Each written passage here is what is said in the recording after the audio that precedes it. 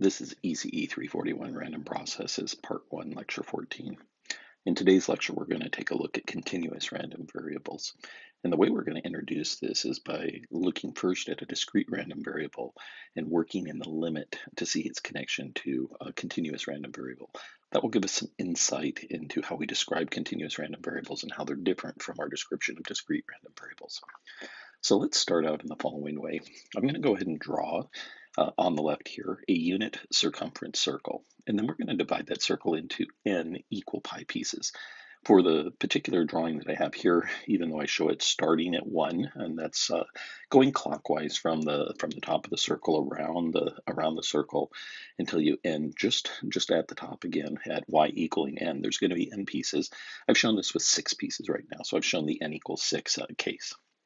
I'm also going to attach a spinner to this circle. You might think of this as being similar to games you might have played as a kid. So, for example, there's a game called Twister, and Twister has a little disc that has a bunch of colors on the outside edge, and there's a spinner in the middle, and you flip that spinner with your finger, and it randomly falls on one of those colors, and that tells you what move to do. Here we're going to go ahead and think about that spinner randomly spinning around, and that it's going to be equally likely to hit any position on that circle. So we'll consider that like a uniform distribution around the circle. Those pieces of pi, the things that I've drawn in red there, we know that there's n of them, and those y pieces of pi, right, or n pieces of pi, we're going to go ahead and think of there being a particular one that holds the pointer, and we can call that the particular occurrence, right, of the random variable y. And because there's a fixed number, a countable number of pi pieces, random variable y is a discrete random variable.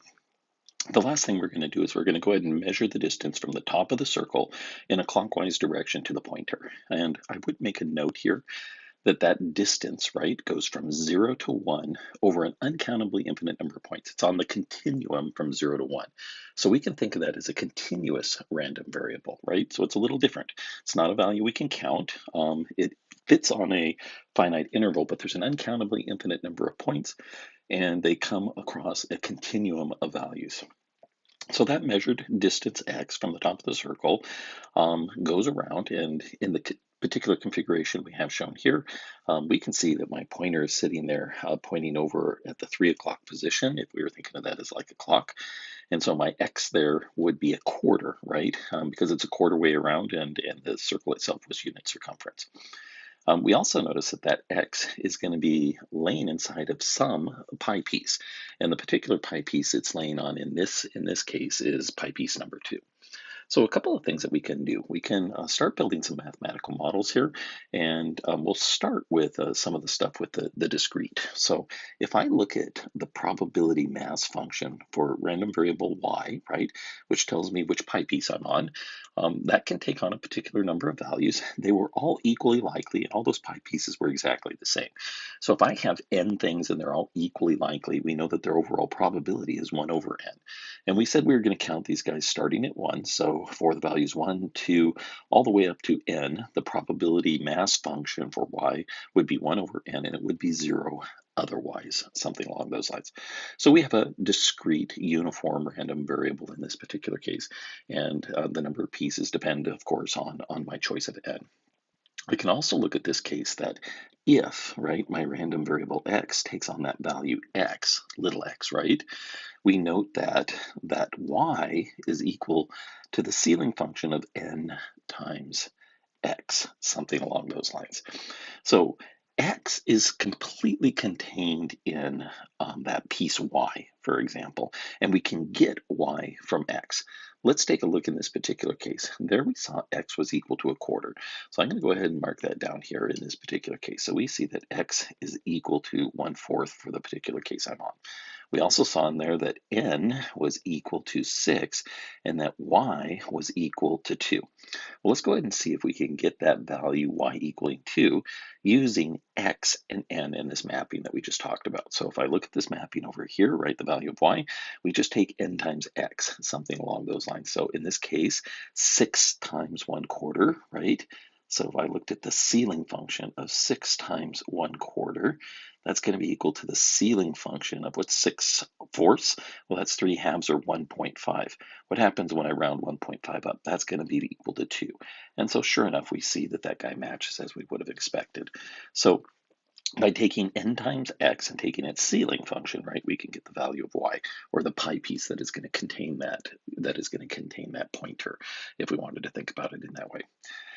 Well, we've already looked at in previous chapters a lot with discrete random variables, so I hope that you are very comfortable with that idea of a discrete uniform, that kind of model makes sense, and the way we describe it and the kind of calculations we do on it makes sense. What we don't have yet is a model for this continuous random variable, and I'd like to start working on building that. So I'm going to just think of something here. I'm going to think a little bit about the probability that x, right, takes on that particular value x. So as the picture is shown it right now, right, I have a little x equaling to quarter, so I'm curious, what's the probability that x equals a quarter or any other value? Well, because x is completely contained in y, right? Because y is bigger. Y is a piece of pie, right? And x is just that pointer line on a piece of pie. No matter how small I make that piece of pie, a line always is going to fit on that piece of pie. It's always going to be smaller. It's always going to be contained in one of those pie pieces. So what does that tell me about the probability that x equals x? It's going to have to be less than or equal to the probability that y equals y, which you could do as y being equal to that ceiling function of nx if you wanted to do it in that way. And what do I know that probability is for that discrete random variable y? Because it was uniform, it was just 1 by n, something along those lines. Okay, so I know that the probability that x takes on a particular value is always going to be less than or equal to 1 over n, no matter what I choose for n. Now, here's where things get kind of weird, right? I can make that n anything I want. So I know that that's going to be less than or equal to the limit. Whatever I want to make the limit, I'm going to let n just get really big, crazy big here. I'm going to keep chopping that piece of pie up into just an infinite number of pieces. So that probability that x equals x, right, is always less than or equal to, even if I pick it up into a million, billion, trillion, going off to infinity number of pi pieces, it's always going to be less than or equal to that. These are countable infinities, right? That countable infinity is a little different than that infinity of x, which is on an uncountably infinite number of points. So I have this probability x equaling x being less than or equal to the limit as n goes to infinity of the probability of y, right? Again, being equal to, you can still do that ceiling function nx if you want, something along those lines, which is equal to what? It's the limit as n goes to infinity. I'm just taking this whole thing as the limit, 1 over n. And if I let n go off to infinity, that probability vanishes and becomes 0. So I know that probability of x being some value x, right, is going to be less than or equal to 0. I also know from my axioms of probability, right? We know from our axioms of probability that the probability of x equaling anything can't be negative, so it has to be greater than or equal to 0. And when I look at those two conditions together, there's only one intersection point for that, and that is this, that the probability that my random variable x, this continuous random variable, takes on a particular value, right, is equal to 0. So that is a bit of a surprise. That's a bit of a surprise, and it's quite different than what we saw for discrete random variables. For discrete random variables, we ended up getting probabilities that you could see that there was some amount, like a quarter or an eighth or even a millionth. It didn't matter. We ended up getting some amount of probability that was greater than 0. Here for a continuous random variable, the probability that my random variable, my continuous random variable, takes on a particular value is 0. There's no chance, according to the model, right? The probability is 0 that x would take on any specific value. So that's a little bit kind of head scratching. That's something that's just probably when you first see it thinking it seems a little bit different. It gets even stranger though, because even though the probabilities are equal to 0, I'm also going to note the following. I can sit there and take a look at this idea of what happens to, for example, the probability that x is not equal to little x, but it's less than or equal to x. So what's the probability, right, that my random variable x is less than or equal to, in this particular case, right, we had little x in this case being equal to, in this case, was 1/4. So what's the probability that my random variable is less than or equal to a fourth? If all of these values are equally likely, right, and I know that the total distance there is 1, the probability that I'm less than or equal to a fourth on a total distance of 1 is 25%, right? So I know that that value x is actually also equal to the accumulated probability that my random variable cap x is less than or equal to that value little x. I can go ahead and write that in a mathematical way. So I'm going to write it as, well, we know nothing happens until x hits 0. So for x less than 0, there's no accumulation of probability. But in the interval 0 to 1, the likelihood that my random variable x is less than or equal to x, we can see that directly from the picture, it's just equal to x. So that's true for 0 less than or equal to x less than 1. And it stays 1 then for x greater than equal to 1. This is just the CDF, right? This is the CDF. It's our definition of our CDF. So this is the CDF, right, of our, and I'm going to just put this in parentheses, our continuous random variable x, right? And so if I was going to plot that guy out, I could certainly do that. And it's an interesting plot. It's going to have some characteristics that remind us of the kind of things we saw for CDFs of a discrete random variable. And then there will be some notable differences as well. So if I go ahead and plot that guy out, what do I get? I'm going to go ahead and do this in a blue line, and I'll make it a little bit of a rough blue line. So before x equaling 0, right, we had no accumulation. And so we can have in here, this is my random variable x, and this is my cap p of x being less than or equal to little x, which we can say, we've seen this before, this notation before, that that's the CDF of my random variable, so cap fx of x. So it is our cumulative distribution function, something along those lines. This is the CDF of our random variable x. If I continue on, right, and I look, we know that x really, its range space goes 0 to 1, so that's where all the action happens. And we can see that probability was accumulating, right? And it accumulated linearly because everything was equally likely until we got up to a value 1, and then it just hung out at a value of 1. I could even put that over there on the horizontal axis. So this CDF, right, shows that probability accumulates. So this is even weirder in some ways, right?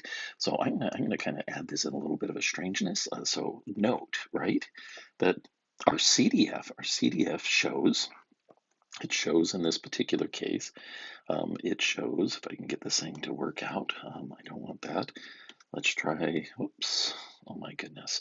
I'm gonna bring this over and see if I can get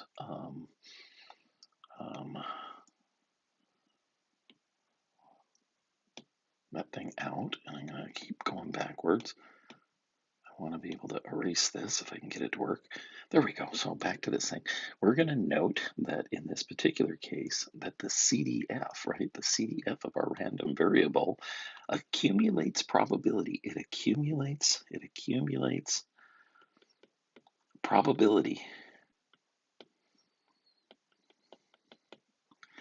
Even though, right, the probability of x equaling some particular value equals 0 for all x. So the probability that x is any value we know is 0. We showed that earlier. But yet the probability still accumulates. That's some weird stuff. It's weird that you can have probability of any individual point being 0, but yet it still can get an accumulation of probability. That's sort of the magic of our continuous random variables. And the way it ends up doing that is because while individual points don't have probability, collections or intervals of points can have probability. And this is going to lead us to the idea of a probability density rather than a probability mass function. We can do similar things when we are in like physics classes or maybe a mechanical engineering class, and you start talking about like mass density functions. How do you figure out the mass of an object? Well, you end up doing some integrals, right? A single point in space. If I was going to take a point, what is a point? A point is an infinitesimally small little speck, right? right?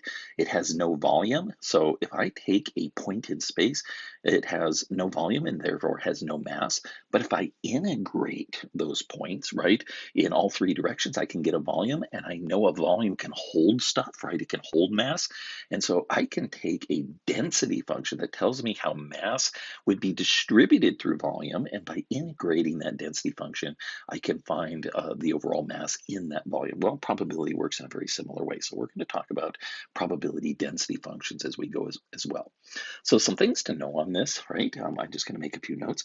Fx of x is our CDF, and it's the same kind of an idea. It's an accumulation of probability. It's probability, and so I'll just put that over here. It's equal to the probability that a random variable x is less than or equal to some value, little x, something along those lines.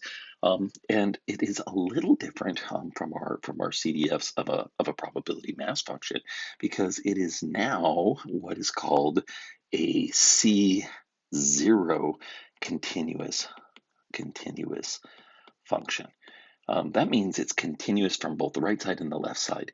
There's never a jump discontinuity, so maybe you can think of in here that there's no jump discontinuities. No jump discontinuities. Okay. So that is different than discontinuities. There's no jump discontinuities in the CDF for a continuous random variable. That's a little different than a discrete random variable, right? A discrete random variable CDF had a lot of jump discontinuities. And why did it have those jump discontinuities? It had a jump discontinuity for every element in the range space of that discrete random variable, because at those particular values, there was a probability that was non-zero, right? Some actual amount of probability. And when you cross that point, the overall accumulation of probability had to jump up by that amount of likelihood for those individual points. So you got these jumps in there. And that was really the only way for us to get probability for that discrete random variable. For this continuous one, individual points are zero, right? So you're never going to get a jump discontinuity, but you can get rates of change that allow for an accumulation of probability. And we're going to find out this is related to the slope. A couple of properties with the CDF, and a lot of these properties will look familiar, so I can look at some of these properties. So I'm going to go ahead and try to take a look at some of the properties of the CDF. One of the things that I might say is that the fx at minus infinity, so the CDF on the left-hand side is equal to what? Well, just like the discrete time case, it's equal to 0. If you haven't got any values yet, you haven't accumulated any probability. I can also look at this idea that fx out at infinity is equal to 1, right? If I go and include all possible values x could take, I'm going to have to accumulate 100% of the probability, so I'm going to have a full accumulation, right?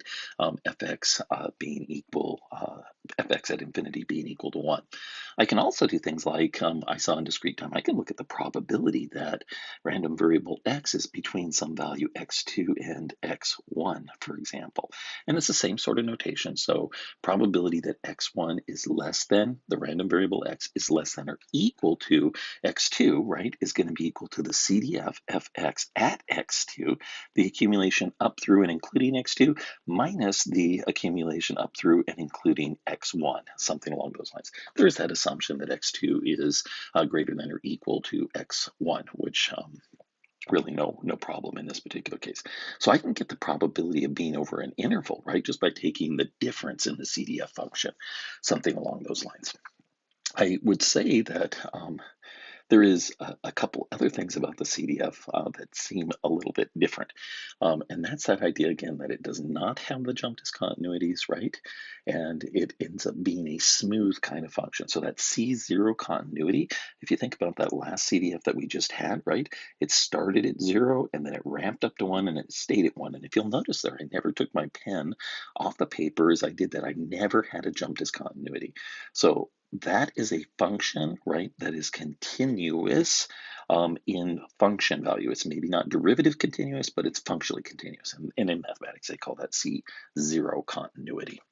Okay, so let's think about how we can describe this accumulation of probability, because this continuous random variable has this strange property that probability of individual points are 0. So we're going to introduce what is called the probability density function, so the PDF. This is something that we will write out. It's probability density function, right? And what I will say on this is that this serves the role not that kind of role. We need a role like a role model. So it serves the role to a continuous random variable as the probability mass function serves, right, to a discrete random variable. So if you think about a probability mass function and its role for a discrete random variable, the probability density function is going to serve a very similar role, an analogous role for a continuous random variable. And if we want to think about what this probability density function is, it's really just the slope. Okay, it's the slope of the CDF. And that slope of the CDF tells us something about the probability that random variable x is near a particular value x, wherever that slope is, right? So I would say that the slope, right, the slope of our CDF is really related to the probability. It is related to that probability that x is near little x, that a random variable x is near some little x. So I could do something like this. I could say that the probability, right, that x, for example, is less than or equal to some x1 plus delta. Delta could be some small interval, is less than x1. So I'm just looking at it being over some little tiny interval. What is that? Well, between an interval, we already know what that looks like, right? It looks something like an fx of x1 plus delta minus fx of x1. And what I'm going to do now is I'm going to divide this by delta and multiply it by delta. The probability can be gotten by the difference in the CDFs. And I know if I take a difference in the dependent variable over how much change I did in the independent variable, that's the definition of slope. So we've seen this, at least as delta goes small, that looks like slope. So I'm going to put it in parentheses here. It's slope if delta is small, right? If delta is small, that starts getting closer and closer to the idea of what slope is. So we can get this probability, right, of being in that vicinity of x, x1 in this particular case. You can think about that. The probability of being in the vicinity of that area is related to the slope times, well, the interval width in there, something along those lines. Let me draw a picture, and I think that this will also maybe help it out a little bit. So I'm going to have my vertical and horizontal here. The horizontal is just what different values of x, something like that. And what I'm going to put over here is I'm going to put my CDF. I'm going to draw my CDF over here. I know that a CDF starts out low, right, small, and then it just sits there and it grows up until it hits a value of 1, something like that. We can see the way I've drawn this particular CDF, it has different slopes. And so I want to think about what these different slopes do. I'm going to go ahead and grab an interval, and I'm going to do that in blue first here. So I'm going to show some interval over here. And so I'm going to call that interval delta, right? So I'm kind of interested in what's the probability of being over that interval delta. We know about how to compute a probability of being over an interval delta. You just take the difference in the CDF values, right? So I'm going to come up here to this larger or the rightmost point in X and find its CDF value. And then I go and I find the one off to the left. And I'm going to find overall how much height changed, how much probability accumulated, right? So I'm going to show that there, right? That is something about the probability, right, that I'm in that delta. And right now we can see that that looks pretty small, right? That looks pretty small. I'm going to switch colors over here, and I'm going to look at the same interval delta, but at a different location, a different starting point, x1, if you look at that equation above. And I'm going to do it somewhere around here. So let me go ahead and do that. We can see that that first one was a width. I'm going to try to draw that about the same size. So it's still going to be that width delta. And if I'm interested in what's the probability here, right, I just take the difference of those two CDFs and what do I get? I'm going to get something over here that is much bigger, right? So this guy here, this probability of being in that same interval delta, right, is greater than that one that we saw earlier. And why is it greater? Because the slope here is stronger, it's higher, right? My rate of change in moving left to right is more rapid, right? That means I'm accumulating probability faster than this guy over here, which has a lower slope. That lower slope means that I'm accumulating probability at a lower rate. So that slope tells us something about the rate of probability accumulation, right? And if I let that delta go down to an infinitesimally narrow interval, right, we really do get the slope. And it tells us kind of like that instantaneous rate of change, right? How fast is probability accumulating, right? Now, if I go to a delta, this limit, if you think about that, if I go ahead and I look at something like the limit as delta goes to 0, what about this probability, right? What is this probability that x1 less than x1 plus delta? Well, that's going to be 0 because I have no interval there, right? Those 2 points are going to converge to the same point, and because the CDF itself is continuous, the heights are going to be the same value. So we can see here that the probability is going to be equal to 0, but the rate of change, the slope, is different. And that's telling me how quick it accumulates. And it also tells me why it accumulates, right? And so in this particular case, we can see right, delta goes to 0, right? We get, in this case, we get this slope, right, as a dx of f of x. It's just the slope of that CDF, which we call the PDF, the probability density function.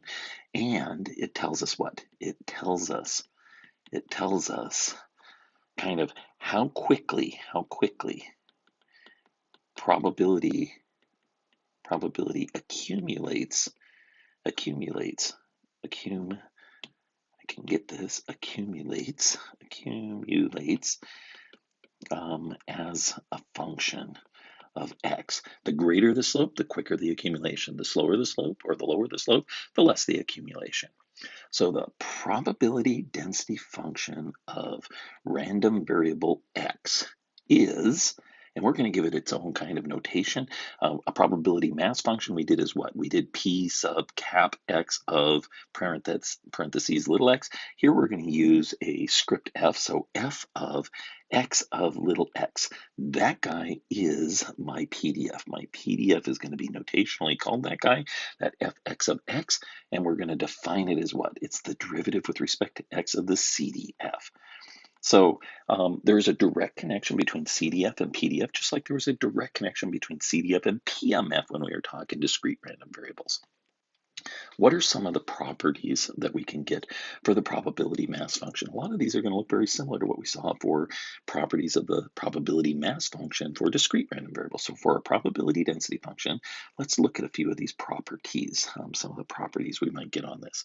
The first one I'm going to say is what? I'm going to say that fx of x is going to be greater than or equal to 0. And why do I know that? I know that because the CDF is non-decreasing, right? As I allow for more and more points in that CDF, we're accumulating probability, and probability is never negative, right?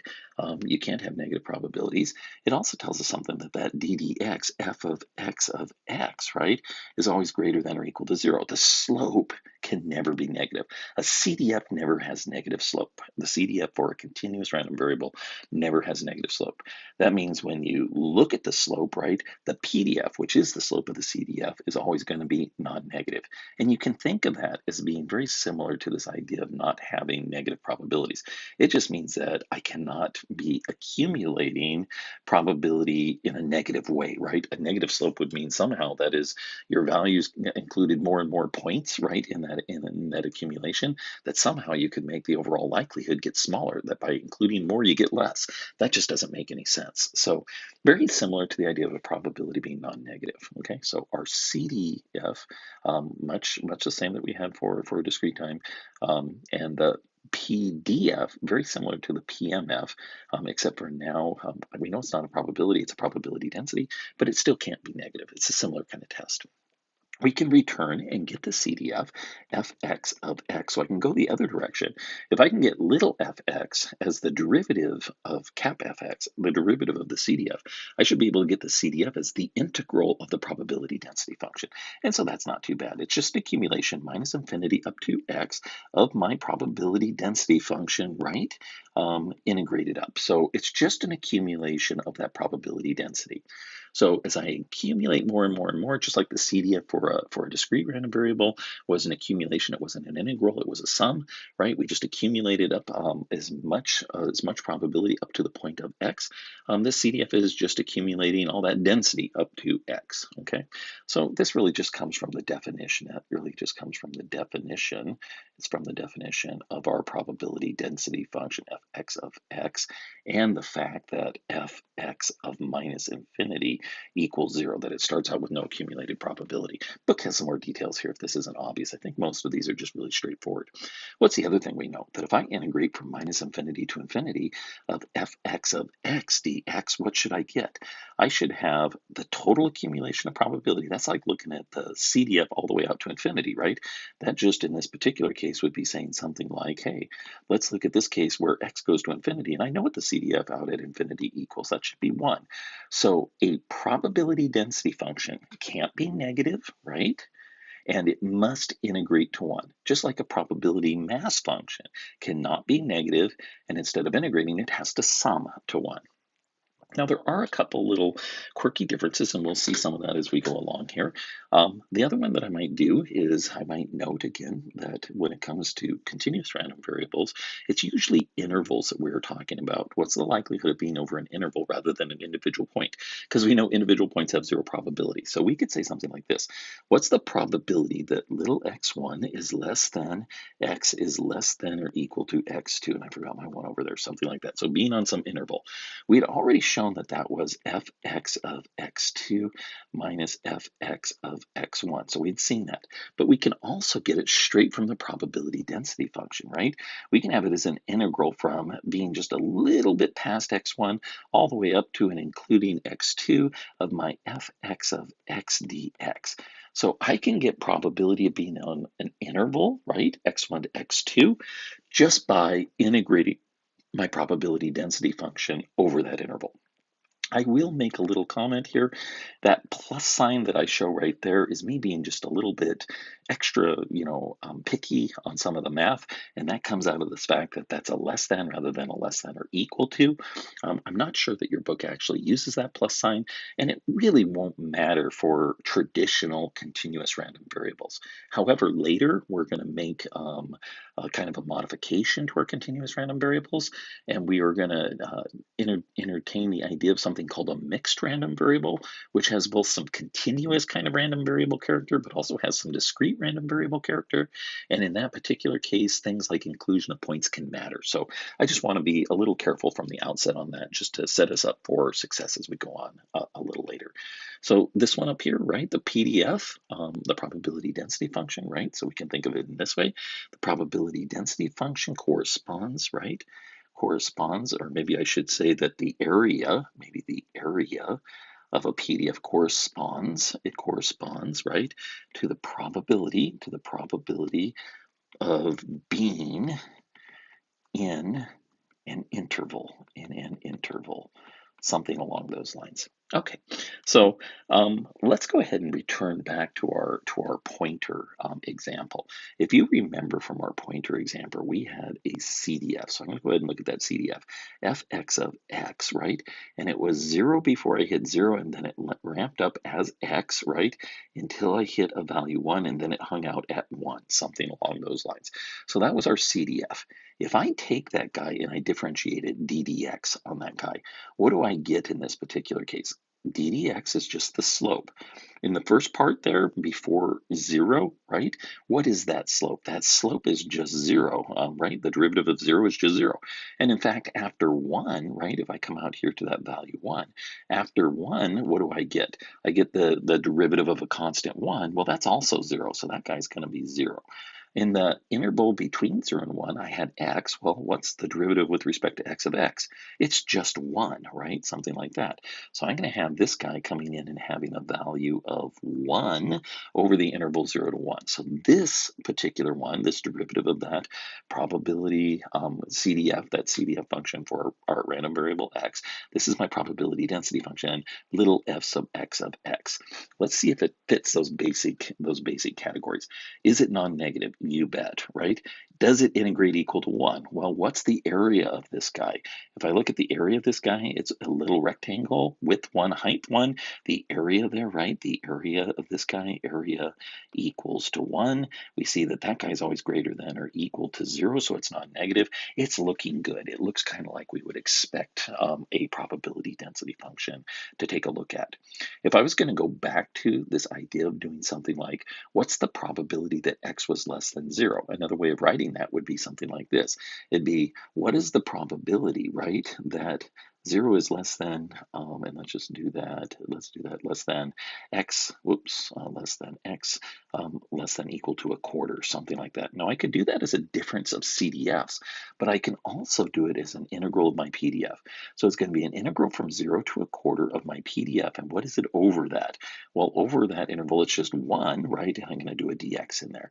So that's going to give me x going from 0 to a quarter, right? That's going to be a quarter minus 0. That's just a quarter, exactly like I expected, right? If I've gone a quarter way around the circle, I've got a quarter of that probability. And what would that correspond to? If I wanted to go ahead and think about that, right? I could come in here to this other guy, and I could think about this guy being divvied up into quarters, and I'm just coming in there, and I'm just finding that little area there. That's a quarter of the total area, right? The probability of being on some interval, in this case, the interval 0 to a quarter, if I was going to be really careful, it's going to get a little hard to read in there, so I'll just pull it out there. That's that quarter point, right? The interval of going from 0, right, 0 to a quarter, we just take the area of the probability density function, which in this case is a quarter. And of course, you would never expect this guy to give me a value outside of 1, right, because we don't have things like probabilities greater than 1. There are a couple of things then that we can note when we start doing this area kind of comparison or this area idea. So let's just do a couple of notes on this. So I'm going to note a couple things.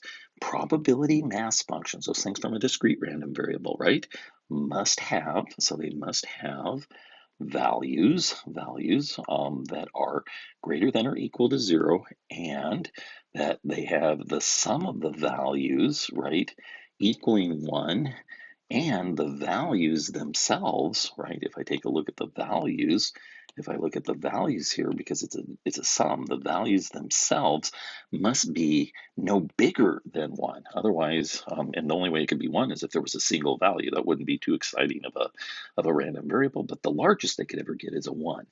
If I look at this is at the probability density function, the same for a continuous random variable. So I'm going to be taking a look in this case at the probability density function. That's the continuous case, right? It must have what? It must have values that are again greater than equal to 0. And the integral of those values, the area of it, must equal to 1, right? But the PDF can be greater than 1, okay? So while the probability mass function could never be greater than 1, the probability density function could. Let me give a real quick example of how that might be the case. Suppose instead of having a uniform random variable on the interval 0 to 1, I had a uniform random variable on the interval 0 to a half, right? Instead of having a unit circumference circle, I had a 1/2 unit circumference circle. So all the action happens on that in interval 0 to a half. And I know that in that, I have to be able to accumulate probability up to 100%. So if I looked at the CDF, fx of x, right, we would start out at 0. Everything was equally likely, so it accumulates probability in a nice linear way. And then it plateaus out here, and it does that, and it plateaus to the 100% probability at 1. But that occurs earlier. It occurs at a half. Now, if I differentiate that, if I do a ddx on that guy, I'm going to get the probability density function, little f of cap x of little x, something along those lines. Slope before 0 is going to be 0, right? Slope after that half value is 0. That's no problem. But what's the slope in between there? The rise there is 1 over the run of a half. So 1 over a half is 2, right? So this guy's going to have a value of 2. So the probability density function here is larger than 1. But if I take a look at its area, what's the area there? The area, as we would expect, it's non-negative probability density that was required. And the area here, it's a rectangle, so it's going to be 2 times 1/2 equals 1, which is I would have expected. So if you had something that is on a very small interval, right, you certainly would expect the probability density function to maybe get to be very large values such that it can get a unit area. Something along those lines. So just something to be cautious of. We do see a few little differences. There's a lot of analogies on here, but there are a few differences. Um, I will continue thinking about just a couple other things with this, but let's do another example. Let's think about a kind of a communications type example. So I'm going to go ahead and think about receiving a sinusoid. So I'm going to have a piece of communication hardware, and it's going to receive a sinusoidal message signal. So my received signal y of t is going to be equal to a cosine, and there's going to be some carrier frequency. So it's a communication signal. It's a boring one at this point, just a cosine. You could think of this as the modulating signal without a message. It's just the base signal in there. And because it takes some time for that sinusoid to go through the air and get to my receiver, it's going to undergo some phase shift. So we could put in a phase parameter in there. And this phase mismatch is something that aggravates or makes kind of communication systems complicated. And it's going to depend on where your receiver is relative to the transmitter. You usually don't have a wire running from the transmitter to the receiver, so you don't have a way of synchronizing your oscillators or anything like that. And so we might think about how we should model that phase phi, right? So what is phi? What is phi? What is phi? We can model this guy. We can model this. We can model as a continuous random variable that is uniform over the range of angles that are unique to a sinusoid. So it would be uniform on the interval 0 to 2 pi, for example. And I can make that include 0 but not include 2 pi. Not that it would really matter in this particular case. So what would that give me for a probability density function?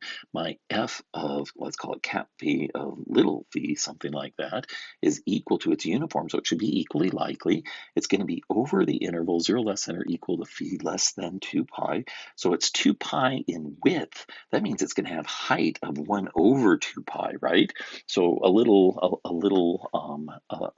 bit less than 1/6, something along those lines. It's going to be 1 over 6.14, blah, blah, blah, blah, blah. So we're going to get something close to a sixth in there, and it's going to be 0 otherwise. So it's flat over that interval, 0 to 2 pi, something along those lines. If I were going to look at the CDF, cap f of cap phi of little phi, something like that, that's going to be that, if we wanted to do it mathematically, it's an integral minus infinity to phi of f of phi, right? And we put in some variable of integration du, something like that. And what would we get out of that?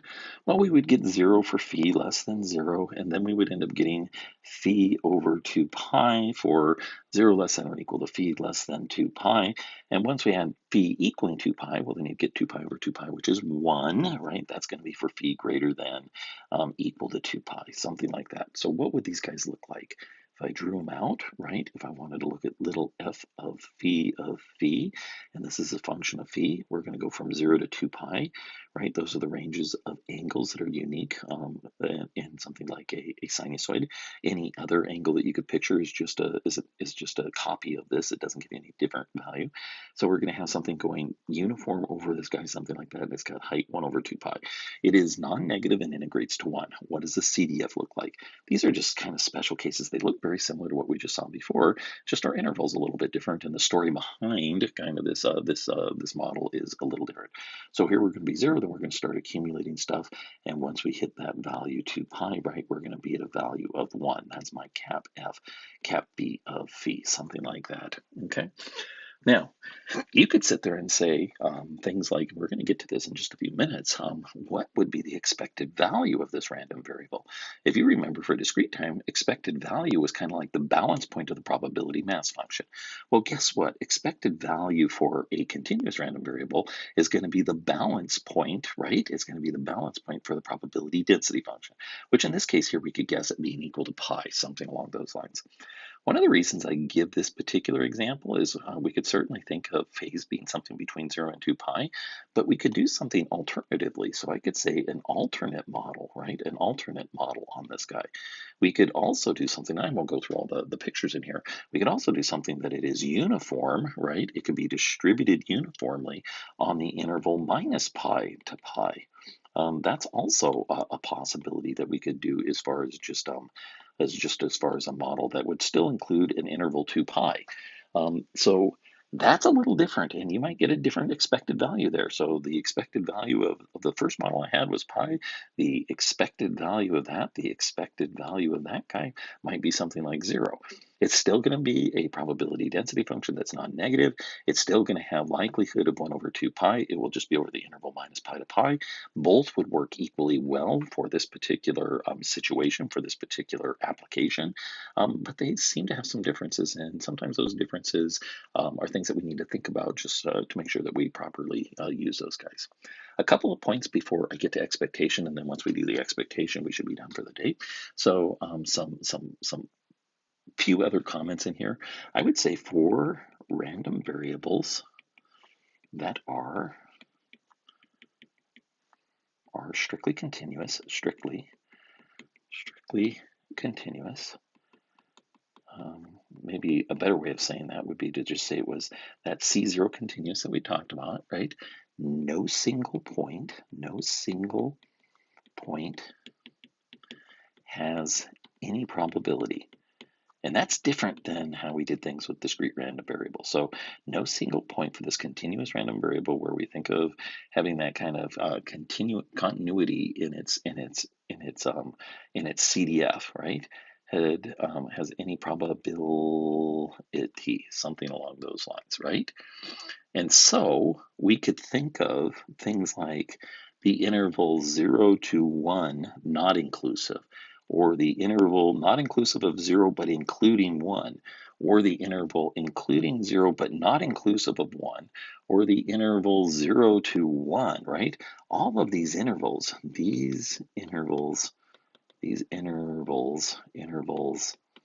all behave identically. And that's because individual points don't have probability, right? They have probability 0 for individual points.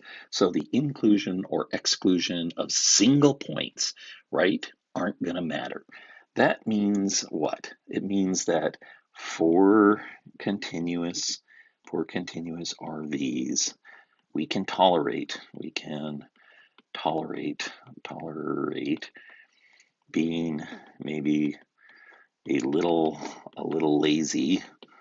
I'll call it lazy for right now, in things like less than versus less than equal, right? For discrete RVs, you couldn't be lazy on those differences. You really had to pay attention to whether a point was included or not. But for continuous random variables, because individual points have 0 probability, their inclusion or exclusion probably doesn't matter.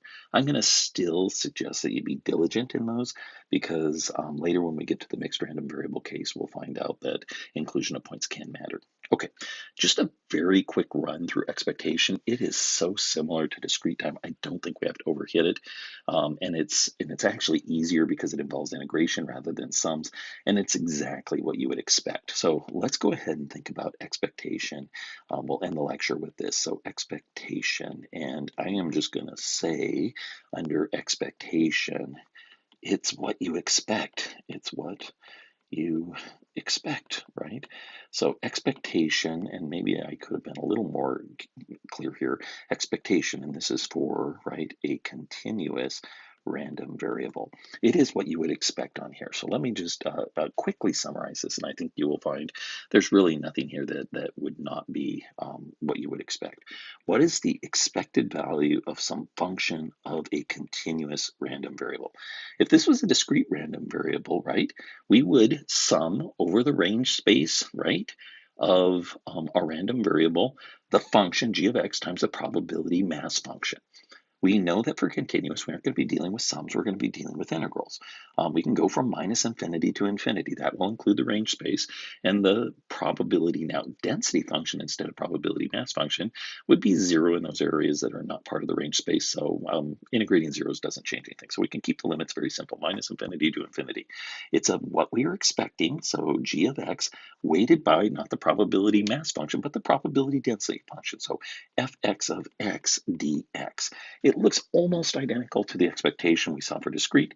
It's just now we have integrals instead of sums, right? And we have a probability density instead of a probability mass. Some very quick ones then of those kind of expectations that are most common, I would say for, right, a continuous random variable x, okay, we will define a few things just like we did for discrete time. We will say the expected value of x. What is that? That's like an average. That's the mean value. We're going to call that mu x, just like it was for discrete time. So the expected value of x, the center of kind of mass calculation, is going to be mu x, which is just like we saw for discrete time. V of x, that's the variance. That's going to be the expectation of the random variable minus its mean quantity squared. And we could also do that as a sigma x squared. So mean and variance are both going to be defined in exactly the same way. Furthermore, all those things that we saw before, the basic properties that we did for expectation or variance type of calculations, those that we did for the discrete case, mean or expectation is determined in terms of a sum, or it's evaluated in terms of a sum. Sum is a linear operator. For continuous random variables, expectation is determined not in terms of a sum, but an integral. But an integral is still a linear operator, so we get the same sort of properties. What are those properties? Things like, what is the expected value of x minus mu x? Well, that's going to be expected x minus expected the constant mu x, which is going to be mu x minus mu x, which is just going to be 0. Really no surprise there. What is the expected value of a linear combination of a continuous random variable? So what's the expected value of some constant a times x plus b, for example? Well, we can pull the a out, then you have expected x, which is just mu x, and the expectation of a sum is sum of expectations, and the expected value of the constant b is just b. Exact same result as we had for discrete time. How about the variance of x? Another way of computing that out is the expected value of x squared minus mu x squared, derived in exactly the same way we did for discrete time. It's just you're going to be using those integrals rather than summation. How about stuff like the variance of ax plus b? That plus b doesn't matter because variance subtracts off the mean, right? So that impact of b disappears. Then I'm going to be looking at the variance of like ax, because variance involves something squared. That a is going to get squared. That a is not a function of the variable. It can be pulled outside. We get an a squared variance of x, exactly like we had back in discrete time. So the final thing, and then we're done, I'm just going to say note again, just like in discrete time, expected x, right, is still a center of mass.